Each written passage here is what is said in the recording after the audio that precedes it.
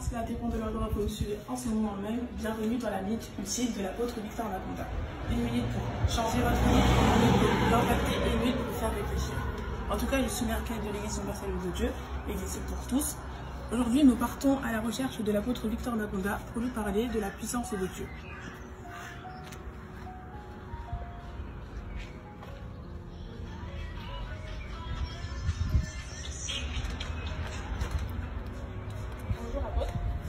Bonjour, ma fille Merkel, sois bénie.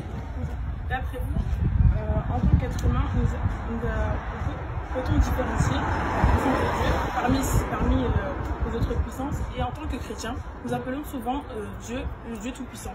Pouvez-vous nous expliquer cela? Alors, d'abord, personne ne peut expliquer la toute-puissance de Dieu. Il y a une très grande différence entre la toute-puissance de Dieu, parce que les autres puissances ont peut-être le mécanisme, mais la toute-puissance de Dieu est inexplicable. Il n'y a pas un mécanisme dans la toute-puissance de Dieu, parce que la Bible déjà l'appelle, il est omniscient, le Dieu qui sait tout, alors que les êtres humains ne savent pas tout. La Bible l'appelle omniprésent. Il est présent simultanément en tout lieu, alors que les êtres humains ne sont pas omniprésents.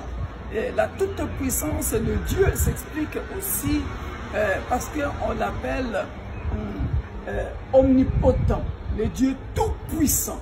Alors, pourquoi on l'appelle le Dieu tout-puissant? Parce que les autres puissances peuvent mourir. Les autres puissances sur la terre peuvent mourir. Mais notre Dieu, il vit éternellement. C'est la puissance de Dieu. La preuve, lorsqu'il s'est fait chair, il était mort, mais ressuscité. Alors que les autres puissances peuvent mourir. Donc, pour dire que c'est le Tout-Puissant qui est au-dessus des magiciens qui se croient puissants, mais les magiciens meurent. Les féticheurs meurent. Je ne sais pas quoi, les toutes petites puissances là meurent. Mais Dieu le Tout-Puissant fait la différence. Il ne meurt pas.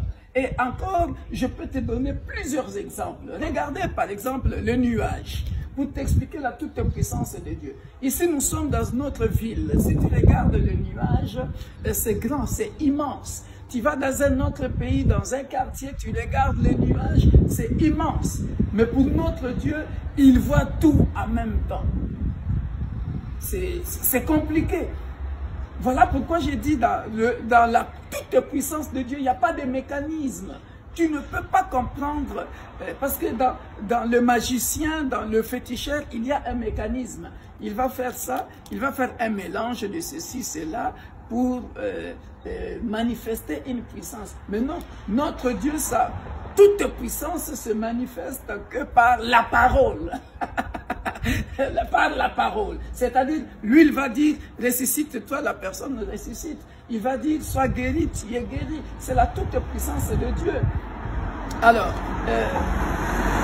la toute-puissance de Dieu, c'est aussi, il peut te dire, compte le nombre des étoiles.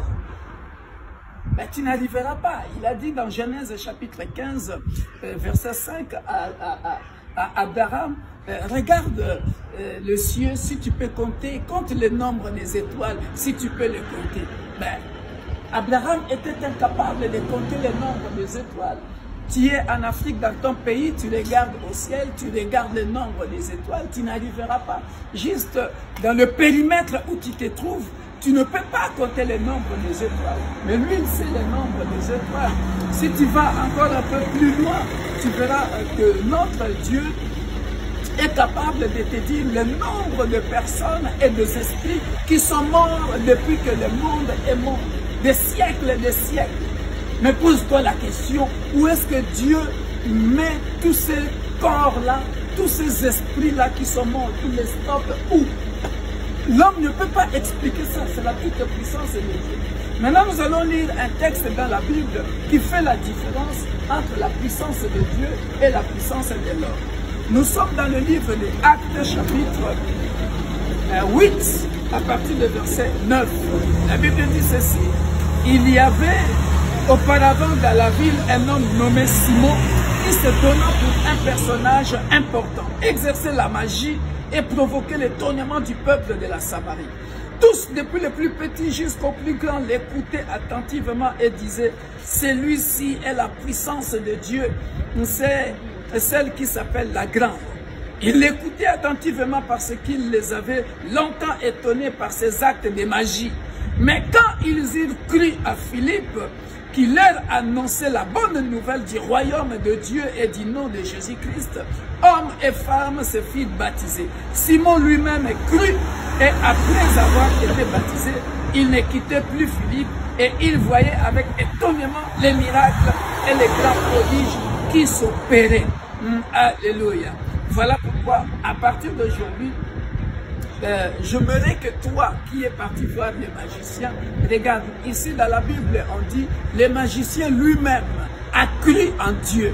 Alors, si tu étais parti voir les féticheurs, les marabouts, les magiciens, je ne sais pas, les occultistes, pour chercher la puissance, arrête. Arrête, parce qu'il y a une puissance au-dessus des magiciens. La Bible nous montre que le magicien lui-même s'était converti en Jésus-Christ. Il était ce jour-là étonné. Soyez bénis. Voici le peu de mots pour expliquer la toute-puissance de Dieu. Bye bye.